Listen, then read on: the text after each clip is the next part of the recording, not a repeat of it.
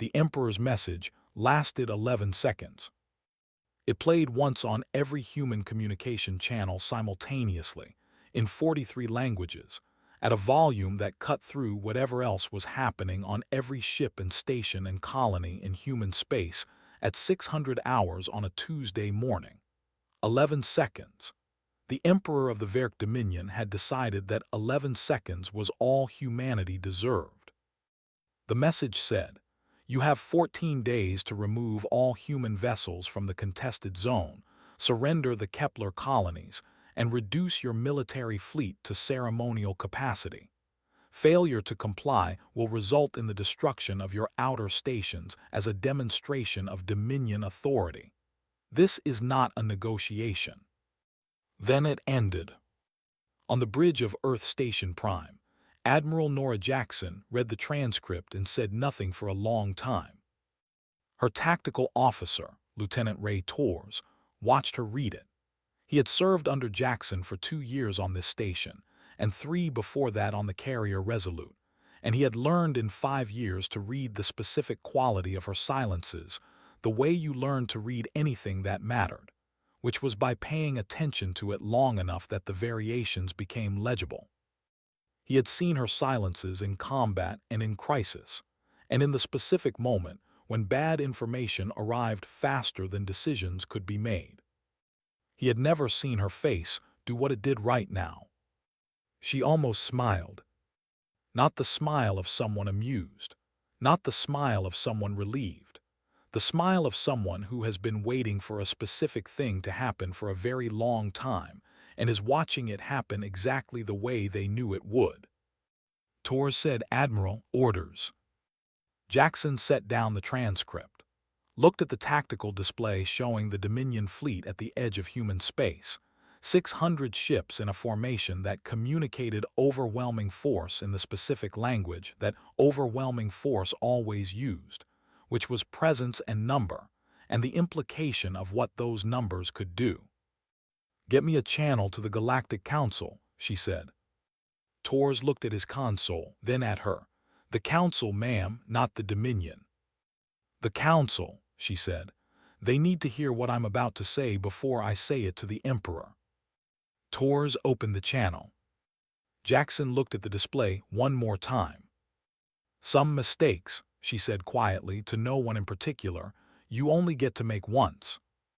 Council Speaker Veth appeared on the communication screen with the expression of a man who had been awake since the Emperor's transmission and had spent the intervening hours managing the specific panic of an institution that prided itself on anticipating situations and had not anticipated this one.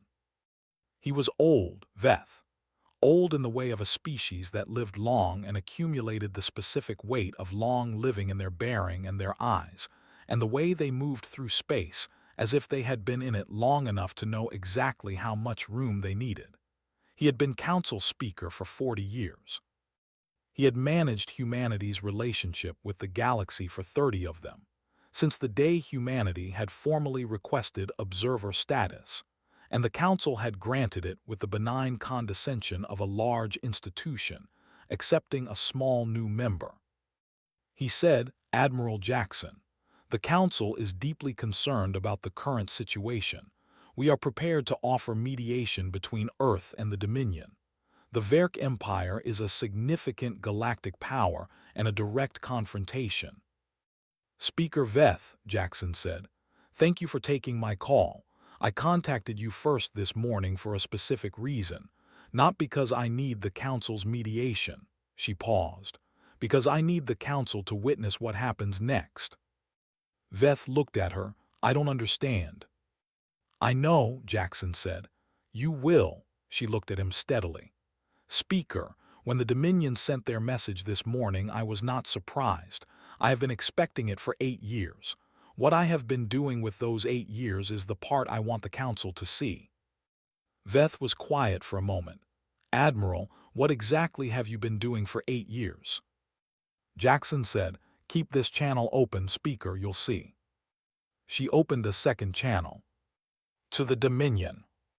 Emperor Valdris appeared on screen, and he looked exactly the way Jackson had expected him to look, which was the way a man looked when he had sent this specific kind of message 23 times and was waiting for the 24th response to follow the pattern of the previous 23. Composed. Certain. The certainty of someone whose research was complete and whose conclusion was correct. He had researched humanity. She knew this because his methodology was documented across his 23 previous absorptions, and the documentation was thorough, and she had spent 8 years reading it. He looked at her fleet size, at her technology assessments, at her political structure and economic capacity and the history of human military engagements. He had built a complete picture of what Earth showed the galaxy. He said, "Admiral Jackson, I trust you received the Dominion's communication." "I did, Emperor," she said. "I want to respond to it directly." "Of course." She looked at him. "We are not surrendering the Kepler colonies. We are not reducing our fleet. We are not complying with any element of your ultimatum." She said it the way she said everything, which was completely and without the specific hesitations that people used to soften things that were hard to say. "I want to be specific about something else. You researched humanity before sending your ultimatum. I know you did because your methodology is consistent across all 23 of your previous absorptions. You looked at what we showed you." She paused. "That was your mistake." Valdris looked at her. His expression did not change. He had the control of a man who had not been surprised by an adversary in 300 years and was not going to show surprise now even if he felt it. "Admiral, I have 600 warships at your border. What exactly do you believe you are showing me?" "Nothing yet," Jackson said. "That comes later in 14 days, or sooner if you prefer." She closed the channel. Valdris stared at the blank screen. In 300 years of expansion, in 23 previous absorptions, in thousands of diplomatic and military communications across a career that had made him the most powerful military and political figure in his region of the galaxy, no one had ever closed a channel on him. He sat with it for a long moment. Then he called his intelligence chief. Tors found Jackson in the observation bay on the station's lower level 20 minutes after the Dominion channel closed. She was standing at the viewport with her coffee, looking at the stars, which was what she did when she was thinking in the way that required looking at something far away. He said, "Admiral." "Tors." He stood beside her. Outside the viewport, the stars were where they always were. Somewhere in that dark, 600 Dominion ships sat at the edge of human space and waited. He said, "Can I ask you something?" "Yes." "The Council, you called them first, before the Dominion, before Earth Command." He paused. "Why?" She was quiet for a moment. "Because in 30 years of managing humanity's place in the galaxy, the Council has never once asked us what we were actually capable of. They looked at our assessments, our reported fleet strength, our technology classifications, our political structure." She looked at the stars. "They looked at what we showed them and called it a complete picture." Tors thought about this, and it wasn't. "No," she said, "it wasn't." He looked at her. "What did you not show them?" She turned from the viewport. "Come with me," she said. She took him to a level of Earth Station Prime that he had been on the station for 2 years and had never entered. Not because it was marked restricted, because there was nothing on the station directory that suggested there was anything there. The level existed in the physical structure of the station. It did not exist in the administrative records. She pressed her palm to a panel that was not on any schematic Tors had ever seen, and a door opened that he had walked past 100 times without knowing it was a door. Inside was an operations center. It was not large. 8 stations, a central display, a staff of 12 people who looked up when Jackson and Tors entered and then looked back at their work because Jackson's staff did not stop working when she walked into a room. They worked when she walked in and they worked when she walked out and they worked in between, and that was the culture she built, and the culture reflected her completely. The central display showed a map. Not the standard tactical map that Tors worked with every day. The one that showed Earth's fleet positions and the Dominion's positions and the space between them. A different map. A map with contacts on it that were not on any display Tors had access to. Contacts at positions he did not recognize. Numbers that did not match any assessment he had been briefed on in 2 years on this station. He stood in front of the display and looked at it for a long time. Then he said, "Admiral, what am I looking at?" Jackson stood beside him. 22 years of work, she said. He looked at the contacts, at the positions, at the numbers. These are ours. Yes. All of them. All of them. He did the math. He did it twice because the first time produced a number he did not believe, and the second time produced the same number. The Dominion's assessment of our fleet's strength, he said slowly, is based on what we showed them, Jackson said. Yes. And the difference between what we showed them and this is 22 years, she said. Tors looked at the display for another long moment. Then he said, 8 years ago, you said 8 years, when I asked what changed. Jackson looked at the display. Her hand moved to her collar, a small unconscious movement, fingers finding something under the fabric and resting there for a moment. My husband's name was David, she said. He was a researcher, xenographic expansion patterns specifically. He spent 20 years studying how expanding empires identified and absorbed smaller civilizations. The methodology, the timing, the specific sequence of events that preceded an absorption attempt. She paused. He was very good at it. Tors waited. 8 years ago he was in the outer territories conducting field research, near the Dominion border, in a civilian research vessel properly registered and clearly marked. She looked at the display. The Dominion Border Patrol destroyed the ship. It was recorded in their official logs as an accidental engagement, misidentified contact. Her voice did not change. The recovered data from the wreckage told a different story. Tors said nothing. David had been getting too close to things the Dominion did not want documented, Jackson said. His research on their expansion methodology was becoming very specific, very accurate. They made a decision. She was quiet for a moment. They made a mistake. Because of what was in the research, Tors said.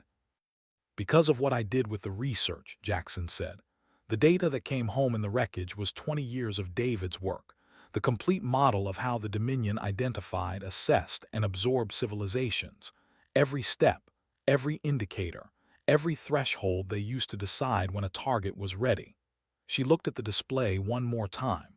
8 years ago, I had the complete blueprint of what they were going to do to us. I just needed time to build the response. Tors looked at the contacts on the display. At 22 years of work that had started 14 years before David died and accelerated everything after. How did you hide it, he said. 22 years, all of this. Carefully, she said. The manufacturing stations are in asteroid fields that the Dominion's monitoring classified as mining operations. The deep space positions were running minimal emissions in locations that standard surveillance patterns don't prioritize. The ships themselves were classified as civilian or decommissioned in our reported fleet data. She paused. It required a specific kind of institutional decision. The people in Earth Command who knew did not know officially. There is a difference. Plausible deniability. Necessary deniability, she said. If it had been official, it would have appeared in reports. Reports get seen. Seen things get assessed. Assessed things change behavior. She looked at the display. We needed the Dominion to continue behaving as if their assessment was correct until the moment it wasn't. Tors stood in front of the display and looked at everything that had been built in the dark for 22 years, and hidden in the specific way of something that had been designed to be hidden, until it needed to be found. The Emperor sent the ultimatum, he said slowly, and you almost smiled. Because it meant the timeline was what David predicted, she said. His model said absorption attempt within 30 years of first contact. We had first contact 31 years ago. She looked at the display. He was right about everything. He was always right about everything. She turned from the display. "Let's go back to the bridge," she said. "We have work to do." On day 3, Valdris moved. He did not wait for the 14-day deadline. He had done this before, and what he had learned in 23 previous absorptions was that demonstrations of force accelerated timelines. Waiting produced anxiety but not action. Movement produced decisions. He moved 200 ships to the Kepler colony border. Not an attack, a demonstration. The kind that said, "We are serious about this and we are prepared to act on that seriousness, and you should consider what that means for your decision." He had done this before, in 3 of his previous 23 absorptions. All 3 had produced capitulation within 48 hours of the border movement. Jackson received the report at 800 hours.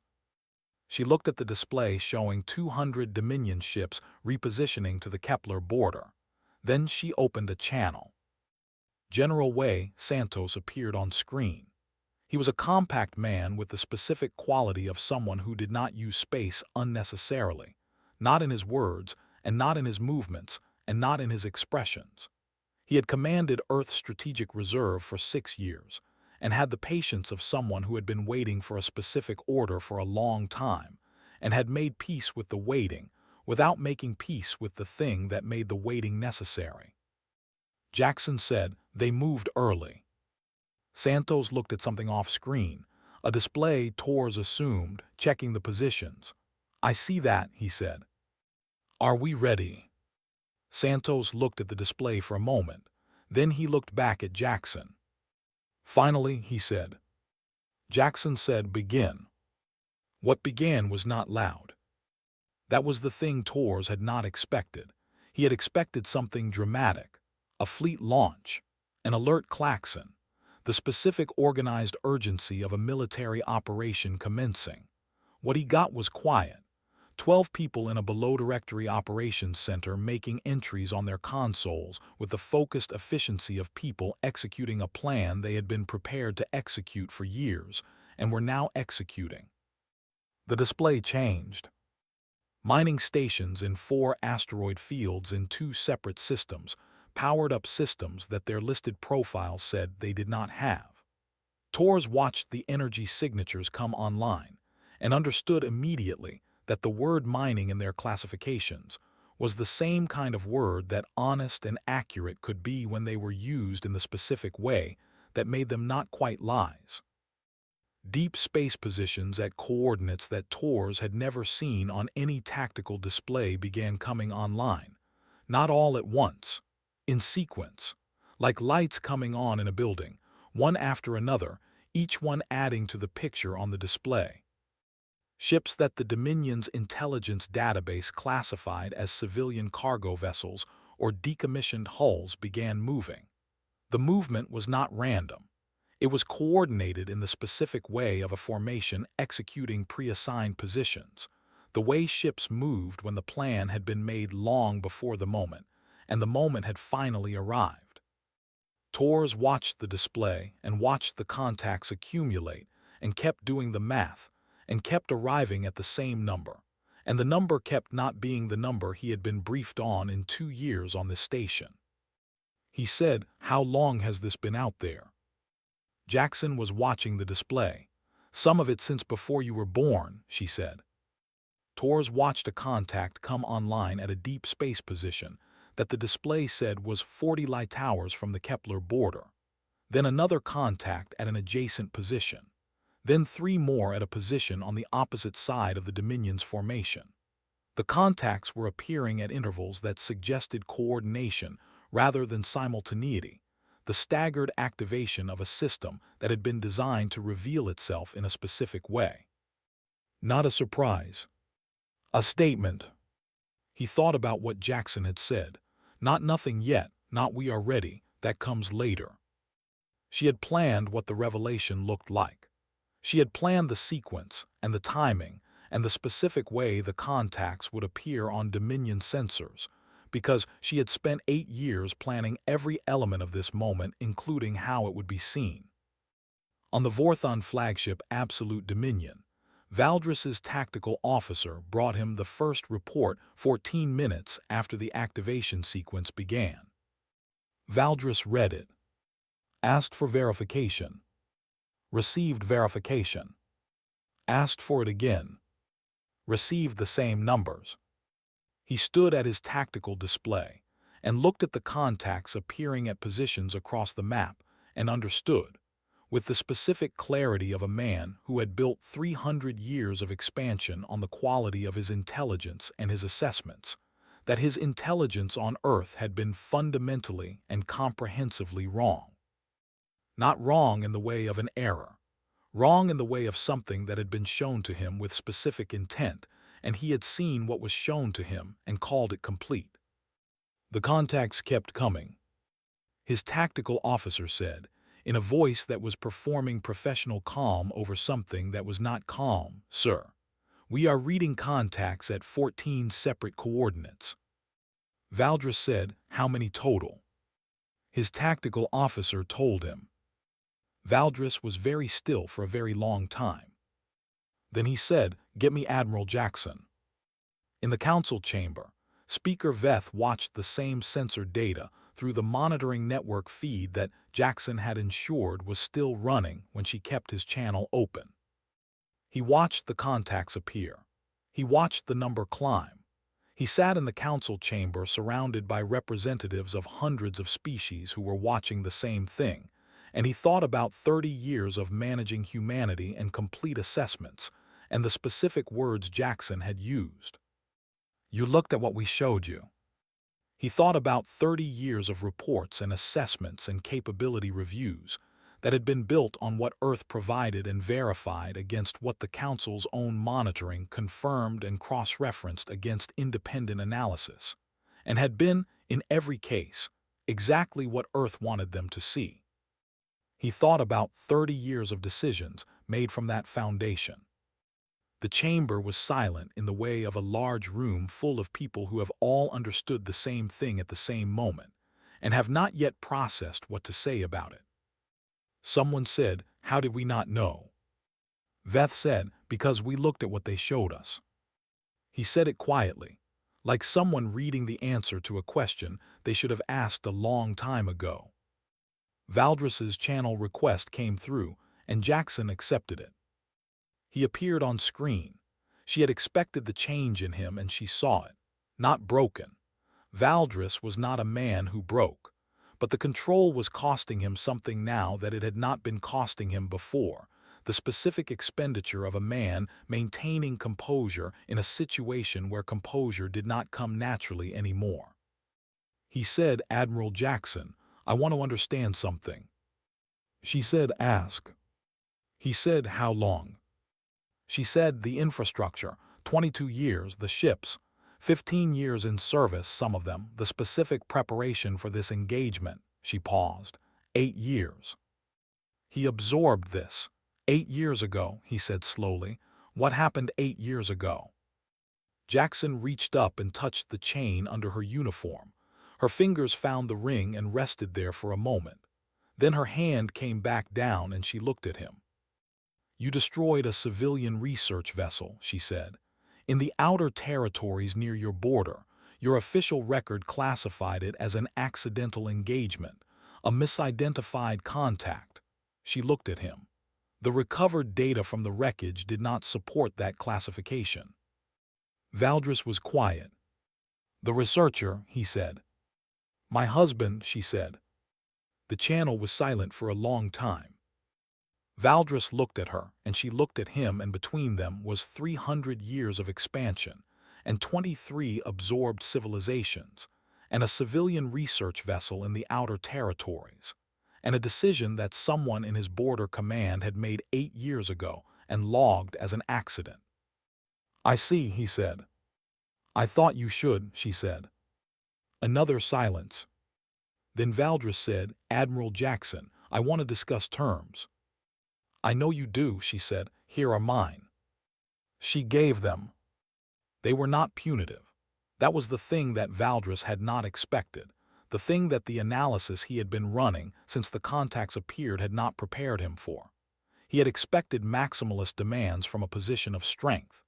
He had expected territorial concessions and fleet reductions, and the specific overreach of a species that had spent 30 years being managed and had produced an overwhelming force and intended to use the leverage of it. What Jackson gave him was not that. The Dominion would withdraw from the Kepler border immediately and permanently. That was non-negotiable. The Dominion would provide a formal acknowledgement that the destruction of the research vessel 8 years ago had been deliberate rather than accidental, in a document that would be filed with the Galactic Council's official record. Reparations would be paid to the families of every person who had been aboard the vessel. And a treaty would be established that defined clear and permanent boundaries between Dominion and human space, with enforcement mechanisms that both sides would maintain. Valdris listened to all of it. He said, "These are not the terms of a species that wants revenge." Jackson said, "No, they are the terms of a species that wants to not have to do this again." She looked at him. "We will do this again if we have to, Emperor. I want to be clear about that. Everything you saw today is still here. It will still be here tomorrow and the year after and the decade after.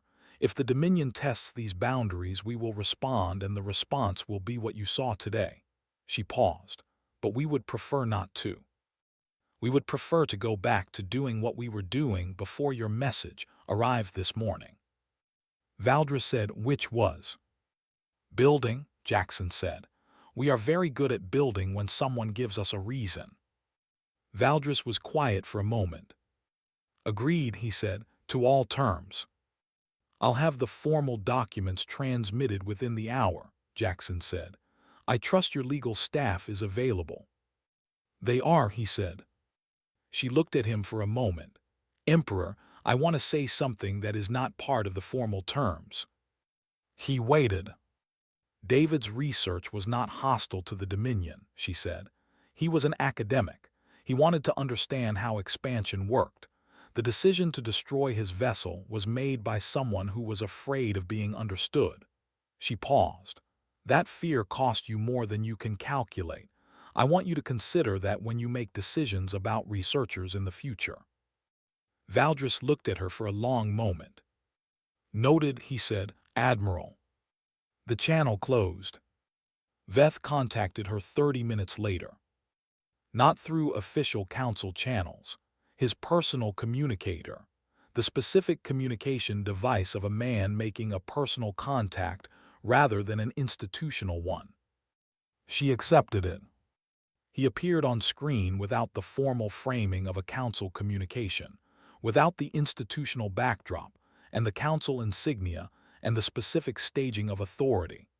Just Veth, in what appeared to be his private office, looking at her with the expression of someone who had spent 30 years being certain of things and was in the process of revising that certainty. He said, "Admiral, I owe you an apology." She said, "The council did its job, Speaker." "The council managed you," he said. "There is a difference between managing something and understanding it." He was quiet for a moment. 30 years. We have been in relationship with humanity for 30 years, and today I learned that we did not know what we were in relationship with. "We did not show you," Jackson said. "Why not?" She thought about how to say it. "Because showing you would have changed how you treated us, and we wanted to see how you treated us when you thought we were small." She paused. "We wanted to know the truth of it, how a large institution behaves toward a small one when the small one has no leverage. That is the real relationship. Everything else is performance." Veth sat with this. "And what did you learn?" "That the council is not malicious," she said. "That is important. You managed us without hostility. You managed us with genuine belief that you were serving the stability of the galaxy." She looked at him. "You were simply working with incomplete information. Information you chose not to provide." "Yes." He was quiet for a long time. Then he said, "What do you want now, from the council, going forward?"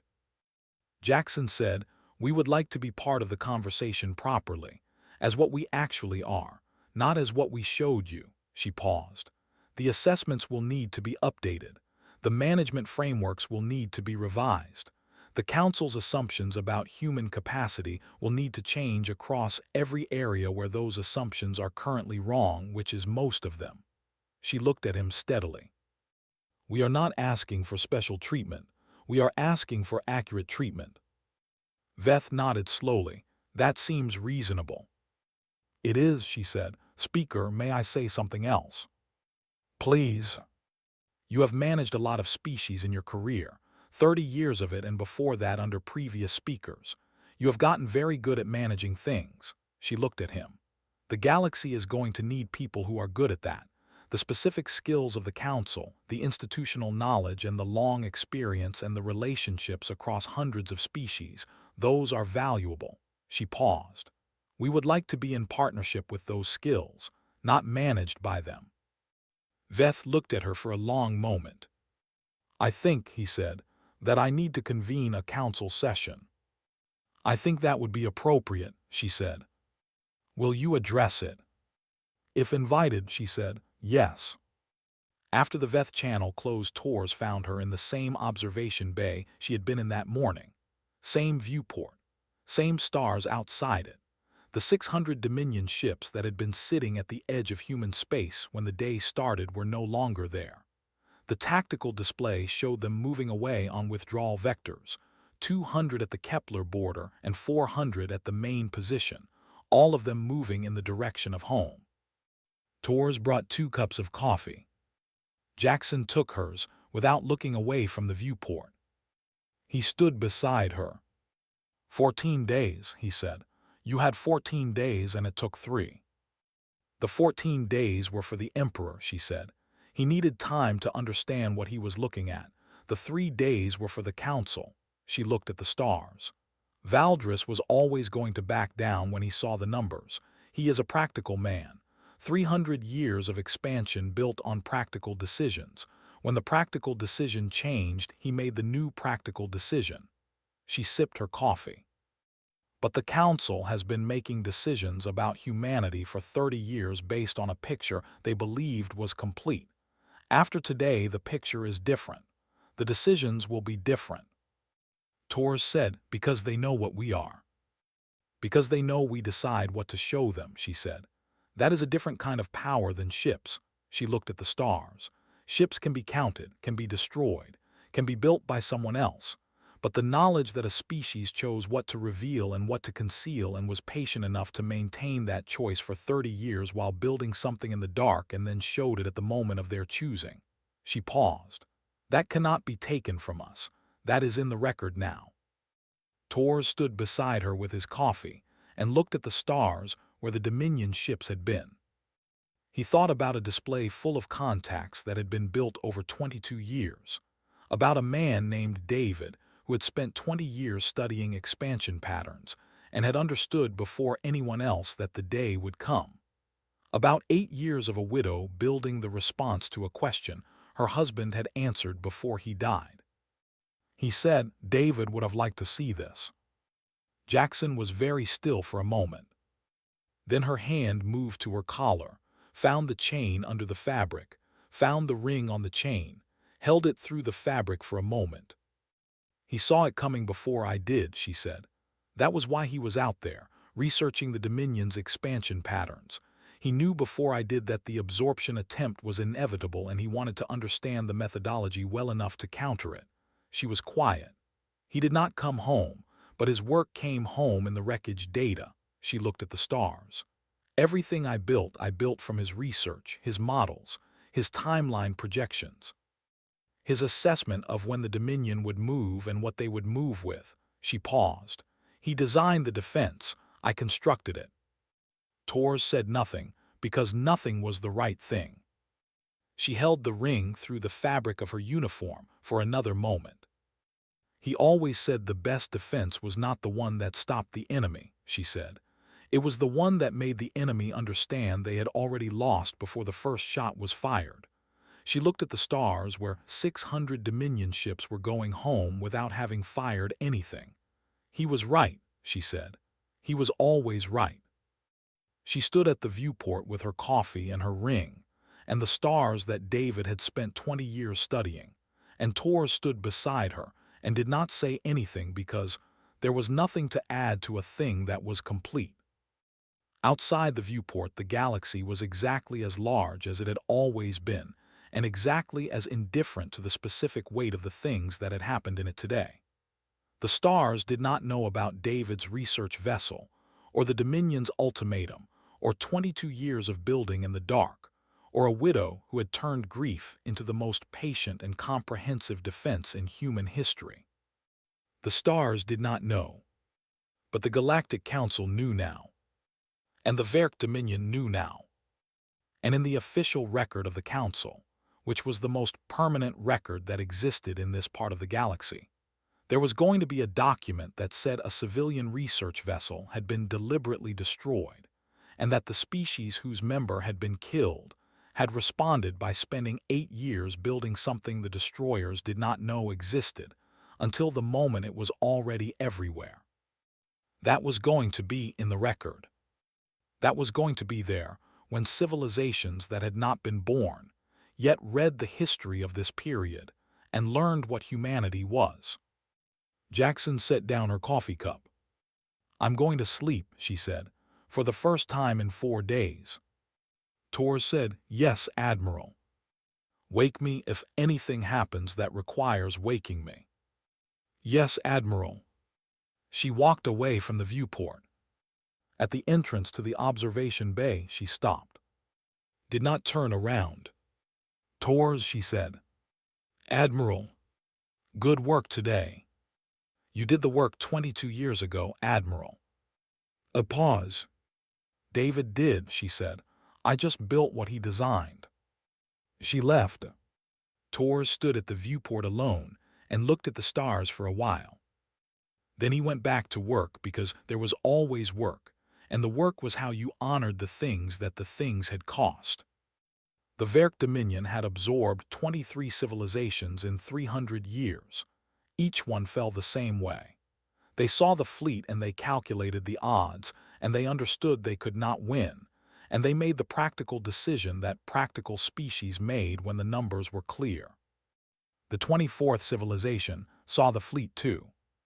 But when the Dominion looked back at what was looking at them, they found something that 300 years of expansion had never once prepared them for. A species that had been watching them come for 8 years, and building in the dark with the patience of people who had something worth waiting for, and the specific grief of people who had been given a reason they had not asked for, and had decided to make the reason mean something. The Emperor sent an ultimatum. Earth sent back a number. The galaxy held its breath. And then the Dominion went home.